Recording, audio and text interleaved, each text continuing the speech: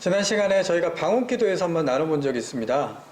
방언은 성령의 은사이고 또 하나님 관계를 깊게 만들어주는 신령한 체험에는 동의하지만 그것을 개인의 신앙을 드러내는 도구로 사용하거나 혹은 공적인 교회 모임에서 함부로 사용하는 것은 지양해야 된다고 했습니다. 오늘은 방언 통역에 대해서 한번 이야기 나눠보려고 합니다. 고린도전서 13장을 보면 사도 바울은 방언이 교회의 덕을 세우기 위해서 사용된다고 주장합니다. 그러면서 바울은 분명 방언의 은사를 인정했지만 그것을 공동체의 덕을 세우기 위해 이용하기 위해서 통역의 은사가 반드시 필요하다고 강조했습니다.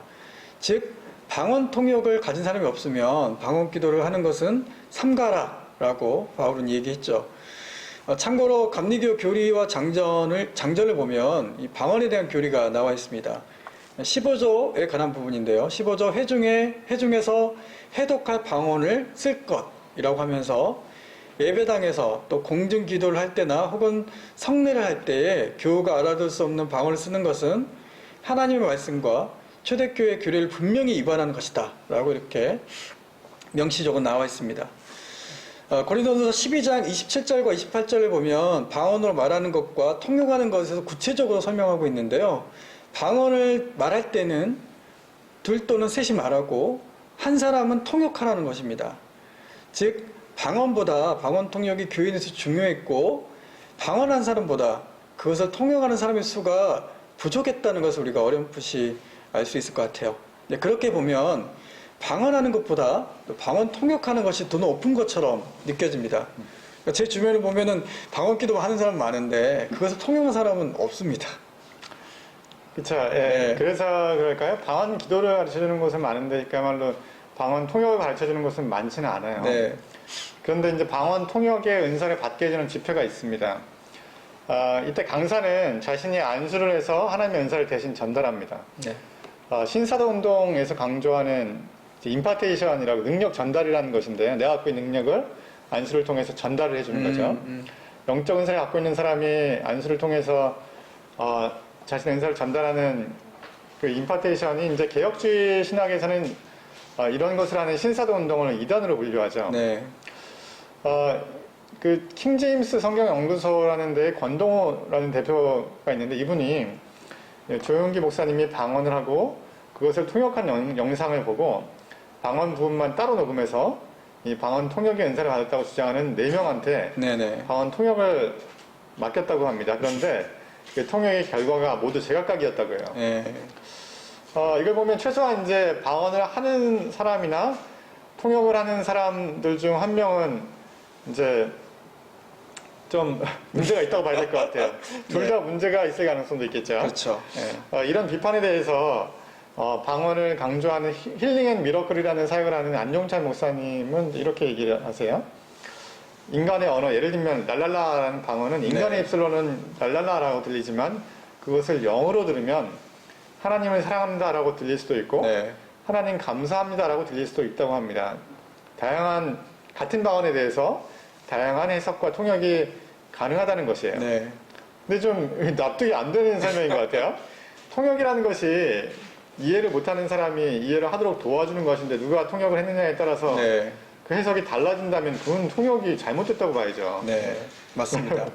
그러니까, 은사는 하나님이 주신 선물이잖아요. 그러니까 선물은 당연히 주는 사람 마음이 중요합니다. 그러니까 성숙한 신앙은 받고 싶은 선물을 쪼르고 떼쓰는 모습이 아니라 자신에게 주어진 선물, 그 은사를 감사함으로 여기고 그것을 어떻게 하면 교회 공동체를 이롭게 할지 또 사회 속에서 어떻게 하면 그리스도의 향기를 드러낼지를 고민하면서 그것을 온전히 쓰는 모습일 것입니다. 그런데 사도 바울이 또 열심히 구하라고 하는 은사가 있습니다. 그것은 뭐냐면 고린도전서 12장 28절과 31절을 통해서 우리가 먼저 이야기를 나눠봤으면 좋겠는데요. 여기서 이제 사도 바울은 고린도 교회에 있는 편지를 쓰면서 하나님이 교회 안에서 몇몇의 일꾼을 세우셨는데 첫째는 사도고 둘째는 예언자고 셋째는 교사고 그 다음 기적을 행하는 사람이고 그 다음 병 고치는 은사를 받은 사람이고 남을 도와준 사람, 관리하는 사람 또 여러 가지 방언을 말하는 사람이다 라고 얘기하면서 그런데 우리 모두가 다 사도겠느냐 우리가 모두가 다 예언자겠냐 모두가 교사겠느냐 모두가 기적을 행하는 사람이겠는가, 뭐 병 고치는 은사가 있는 사람이겠는가라고 이렇게 또 모두가 방언으로 말하는 사람이겠습니까? 모두가 통역하는 사람이겠습니까?라고 사도 바울이 질문을 던지면서 우리 모두가 그런 은사를 다 가질 수 없다라고 이제 그런 뉘앙스로 이제 질문을 하신 거죠.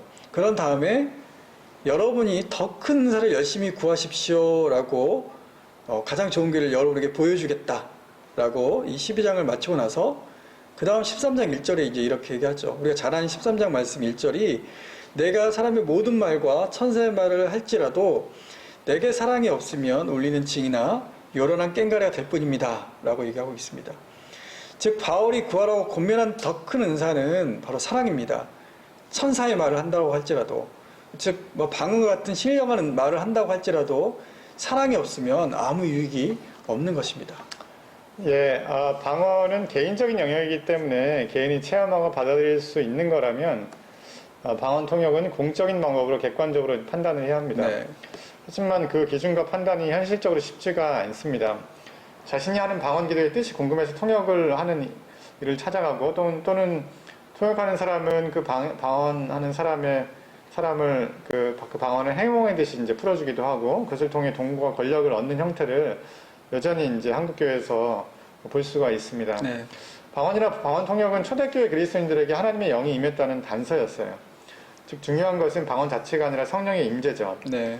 방언과 방언 통역은 2000년 전부터 지금까지 성령을 경험하는 하나의 이제 방식이라고 봐야 될 것 같아요.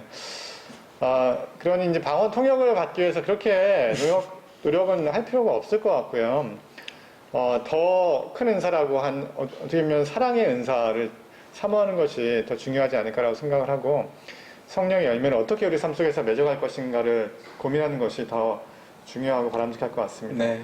그리고 한 가지 더 제안을 하자면 교회와 그리스도인들이 할 수 있는 방언 통역이 있어요. 네. 기독교의 신앙과 교리가 세상의 언어로 사람들과 소통할 수 있는 길을 찾는 일입니다. 기독교의 십자가와 부활이라는 말을 세상 사람들이 딱 듣고는 쉽게 이해하기가 어려워요. 일종의 방언이라고 볼 수가 있을 것 네. 같아요. 이 십자가와 부활이 담겨진 의미를 세상 사람들이 잘 알 수 있는 언어로 설명하는 것도 일종의 방언 통역이라고 볼 수가 있을 것 같아요. 네.